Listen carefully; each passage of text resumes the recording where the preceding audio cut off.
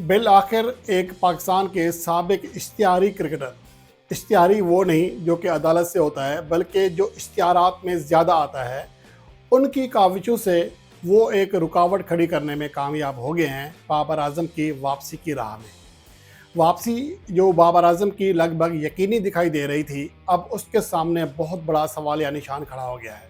लगता ऐसा है कि शायद बाबर आजम साउथ अफ्रीका के खिलाफ T20 सीरीज़ में भी पाकिस्तान टीम का हिस्सा नहीं होंगे।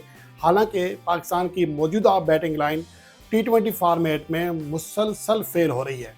एशिया कप 2025 में पाकिस्तान का कोई भी ऐसा बैटर नहीं था, मासिवाय मोहम्मद हारिस के, जो कि ओमान के खिलाफ अपनी 50 बनाने में कामयाब रहे।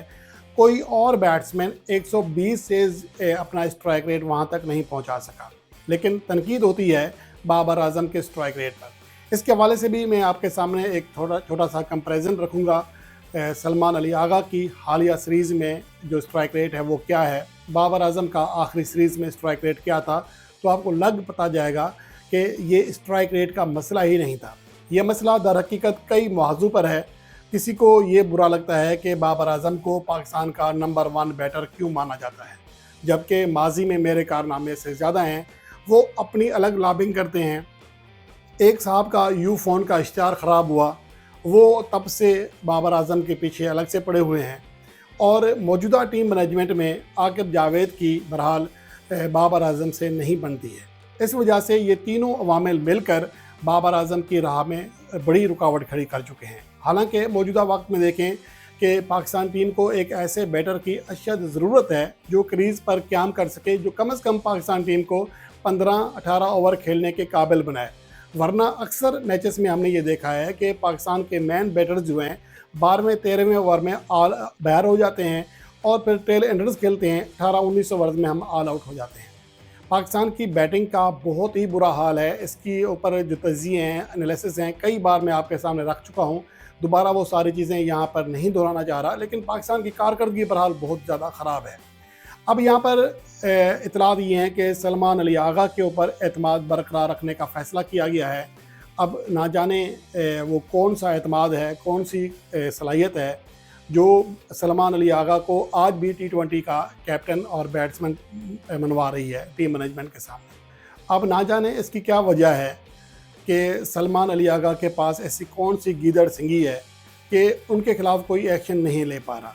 अगर कोई खिलाड़ी 1-2 मैचेस में नाकाम होता है तो उसे टीम से बाहर कर दिया जाता है, लेकिन सलमान अली आगा मुसलसल फेल हो रहे हैं। लेकिन उन्हें बाहर होने की बजाय उन्हें मज़ीद सपोर्ट की जा रही है, मज़ीद एतमाद देने की कोशिश की जा रही है। अब मैं आपके सामने यहाँ पर दोनों सलमान अली आगा की भी और बाबर आजम की भी आखिरी जो सीरीज़ खेली गई हैं उनमें स्ट्राइक रेट सामने रख रहा हूँ। बाबर आजम ने 2023 में न्यूजीलैंड के खिलाफ 140 के स्ट्राइक रेट से रन्स किए। अगली सीरीज़ भी पाकिस्तान की 2024 में जब शाहीन अफरीदी कैप्टन बने थे, न्यूजीलैंड ही के साथ ही, उसमें 142 का स्ट्राइक रेट रहा। फिर न्यूजीलैंड पाकिस्तान आई, उसमें 138.88 लगभग 139 का स्ट्राइक रेट रहा। आयरलैंड में 148 से ज़्यादा, जबकि इंग्लैंड में 141.66 का स्ट्राइक रेट रहा। यानी कि इन तमाम सीरीज़ में उनका स्ट्राइक रेट 140 से ज़्यादा रहा, और जिसमें 140 से कम रहा है उसमें भी 139 के करीब था। बाकी T20 वर्ल्ड कप 2024 में दुनिया के तमाम बैटर्स फेल हुए। वहाँ पर बाबर आजम गो के पाकिस्तान के टॉप स्कोरर थे। 101 उनका स्ट्राइक रेट रहा, जहाँ पर फ़खर जमान का स्ट्राइक रेट 110। बाकी जो पाकिस्तान के प्लेयर्स हैं, सैम अयूब, इन सब का 80-90 से भी कम स्ट्राइक रेट था। वहाँ पर रन्स करना मुश्किल हो रहे थे। वहाँ पर भी बाबर आजम पाकिस्तान के टॉप स्कोरर थे। उसके बाद दौरा ऑस्ट्रेलिया, जहाँ पर 142.42 के स्ट्राइक रेट से बाबर आजम ने रन्स किए, और आखिरी सीरीज़ जो साउथ अफ्रीका के खिलाफ खेली 129 से ज़्यादा उनका स्ट्राइक रेट रहा। तो आप लगभग देख सकते हैं कि मासिवाय 2 सीरीज़ के किसी भी सीरीज़ में उनका स्ट्राइक रेट 138 से नीचे नहीं रहा है। हालांकि बाबर आजम के स्ट्राइक रेट के ऊपर सबसे ज़्यादा बात की जाती है। अब सलमान अली आगा की बात करते हैं। उसी दौर ऑस्ट्रेलिया में जिसमें बाबर आजम 142 के स्ट्राइक रेट से खेले, वहाँ पर 41 के स्ट्राइक रेट से सलमान अली आगा खेले। फिर जिम्बाब्वे में 88 के स्ट्राइक रेट से खेले। ये मैं T20 फॉर्मेट की बात कर रहा हूँ, ये वनडे या टेस्ट फॉर्मेट नहीं है। 88 का स्ट्राइक रेट रहा। फिर दौरा न्यूजीलैंड में 135 से ज़्यादा स्ट्राइक रेट रहा। फिर बांग्लादेश के खिलाफ होम सीरीज़ में 155 के स्ट्राइक रेट से रन्स किए, और उसके बाद तिल्लू में तेल ना रहा। बांग्लादेश के टूर में 58 का स्ट्राइक रेट, जो कि आजकल टेस्ट क्रिकेट में भी कम माना जाता है।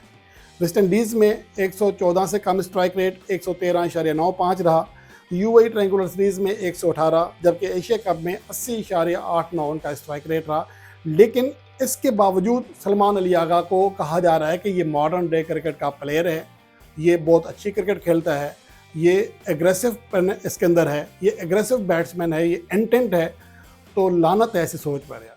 आपके सामने ये जो अदाद शुमार हैं, जो कारकर्दगी है, ये नज़र नहीं आ रही है।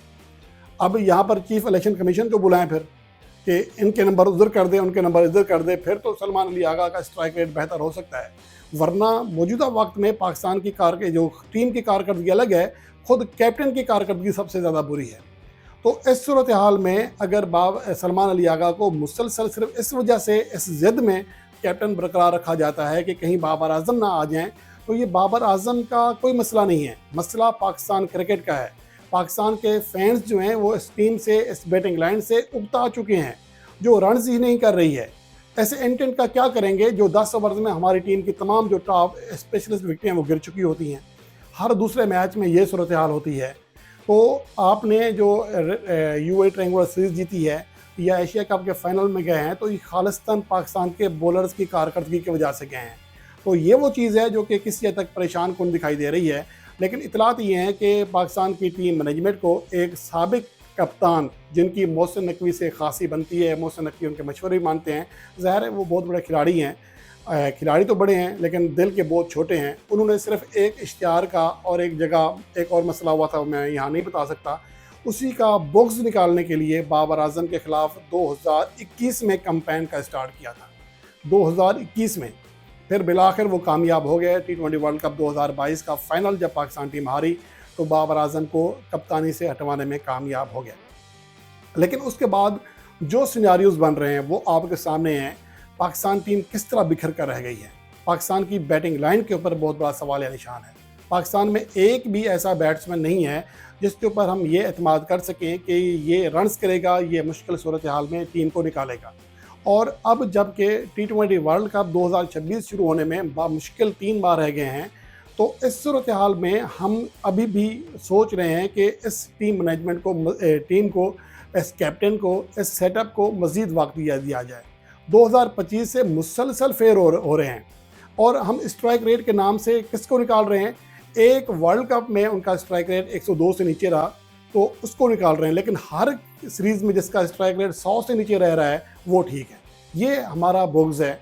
दर हकीकत हम रियलिटी के बजाय हमेशा अपनी ज़ाती पसंद और नापसंद की बुनियाद पर फैसले करते हैं। यही हाल बेशतर क्रिकेट फैंस का भी है। जिनको बाबर आजम पसंद नहीं है वो उनके हर हाल में मुखालफत करते हैं, और जिनको बाबर आजम पसंद है वो उनकी हर हाल में तारीफ़ करते हैं। तो ये मेरे ख्याल में पाकिस्तान क्रिकेट में नहीं होना चाहिए। जो सूरत हाल है, जो रियलिटी है वही होनी चाहिए, जो मैंने आपके सामने रख दी है। इसको कोई झुटला नहीं सकता। ये मेरी ज़ाती राय नहीं है, ये वो कारकर्दगी है, ये वो अदाद शुमार हैं जो कि चीख कर बता रहे हैं कि T20 का इंटेंट जो प्लेयर है आपका, वो गेंदों के बराबर रन्स करने की सलाहियत भी नहीं रखता है।